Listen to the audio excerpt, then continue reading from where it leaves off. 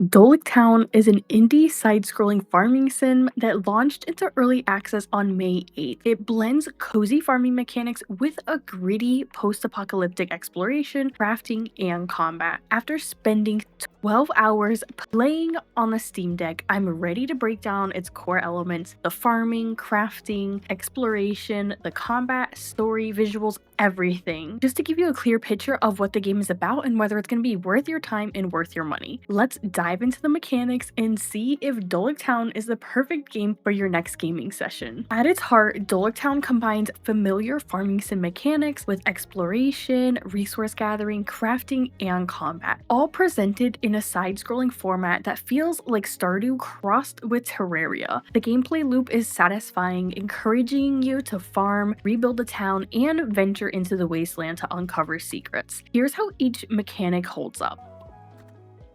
The farming is truly the backbone of Doloc Town. You buy seeds, plant them, water them, and harvest crops to cook food or sell for profit. The system is really straightforward, but enriched by some environmental challenges kind of like acid rain, thunderstorms, and a couple more, which these all require you to cover your crops or to craft lightning rods. These weather events add a nice layer of strategy, forcing you to plan and protect your farm. The seasons also add a unique challenge, which help keep the farming cycle dynamic.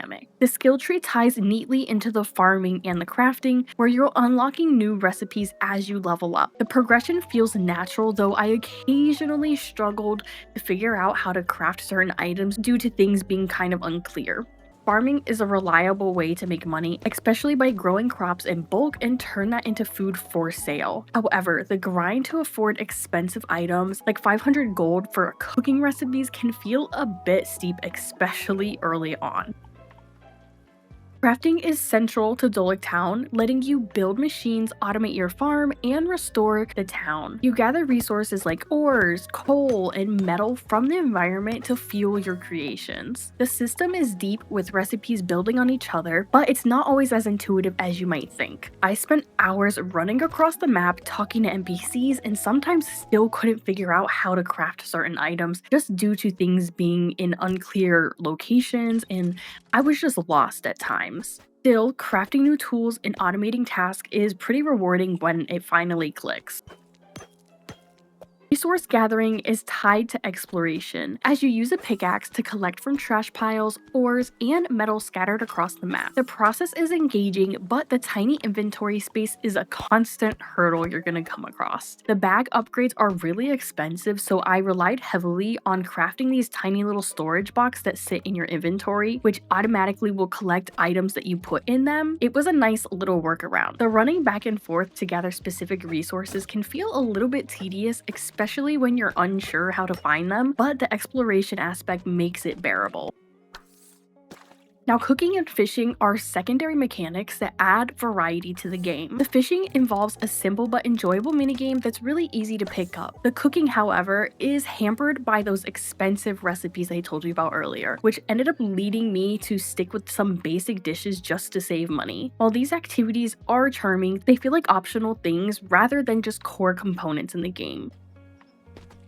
The side-scrolling format really sets Doloc Town apart from traditional farming sims. Platforming through the wasteland to discover new areas was definitely a highlight, with these hidden pathways and secrets just tucked behind walls, sometimes a little bit too hidden, as I spent ages trying to find a quest-related path and I felt stupid once I finally found it. The exploration feels rewarding, though the map could use a little zoom feature, especially on the Steam Deck's small screen. The map does helpfully mark your location and the tasks, but it's not always enough to prevent you from getting lost.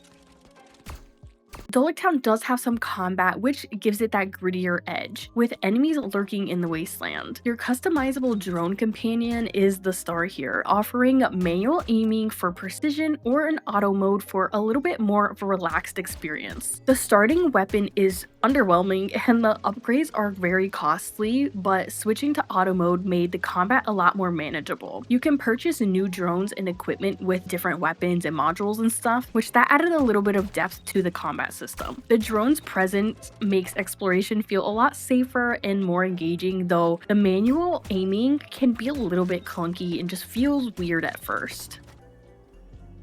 Now the menu is definitely standout, housing a nice little tech tree, the quest log, and it has an encyclopedia and the map that I mentioned earlier. The encyclopedia is really cool because it tracks items, the monsters, NPCs you meet, and these archive notes that you come across, which adds a little bit of lore and context into the game. The map is functional, but it definitely lacks a zoom option, which was a little bit annoying on the Steam Deck. The settings are pretty robust and they let you tweak UI elements, kind of like disabling the wiggly text or adjust tasks and location displays and a few other things. These options really enhance the accessibility, though I wished there was a little bit more clearer crafting guides in the menu, because at times I definitely was really confused on how to craft certain things.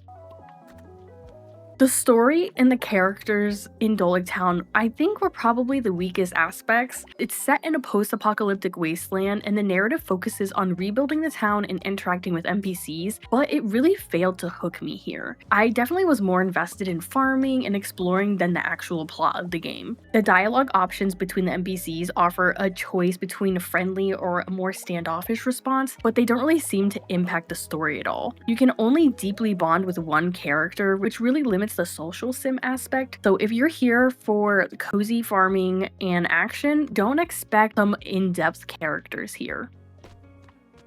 Now, Doloc Town really nailed this post-apocalyptic aesthetic with its dark, grittier color palette, and the pixel art just feels really distinct from those typical vibrant hues from most cozy games. The environments, crumbling buildings, barren landscapes really immerse you into the wasteland you're in, while still giving you that cozy vibe through the farming and the town restoration. I really enjoyed the action sounds like the pickaxe sounds or when you're doing your farming. The ambient music really enhanced the experience here, made it really satisfying and calming to play the game. The unique art style and sound designs are among the game's strongest points here. Now, as for pacing and replayability, the game starts really slow with tutorials dragging a little bit, but once you're free to explore, the pacing eventually picks up, but with the unclear quest objectives and just expensive upgrades can really make the progression feel grindy. The task menu provides some guidance, but it was not always enough to prevent me from being confused. Now, despite this, the gameplay loop, I will say, with the farming, crafting, exploring, and the minor fighting was pretty addictive, and it just kept me wanting to play more. So since this game is in early access, it definitely means that there's a lot more content to come, which is really exciting and I think can really boost its value later on.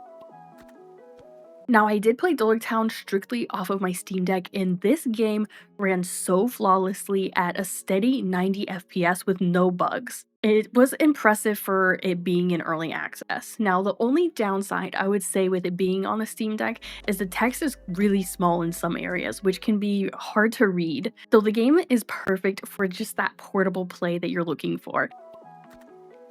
Now, Doloc Town is a delightful surprise for fans of cozy farming sims who want a bit of action and exploration. Its post-apocalyptic twist and side-scrolling exploration and customizable drone companion make it feel fresh, while the farming and crafting really deliver on that satisfying sim loop. The visuals and sound design are immersive, and the Steam Deck performance is amazing for an early access title. However, the grindy progression, weak story, and occasional lack of clarity can be a little frustrating, especially for people who want to prioritize polish or just deep narratives. Now, if you love Stardew Valley or Terraria and want a little grittier take on that farming sim formula, Doloc Town is definitely worth checking out. It's not perfect, but it's really unique with its blend of mechanics and cozy yet dark vibe, making it a really amazing early access gem. Now, if I had to give this game a ranking, I'd probably give it a 7.5 out of 10. It is definitely a promising title for the cozy gaming genre. Now, with that being said, drop your thoughts on Doloc Town in the comments down below.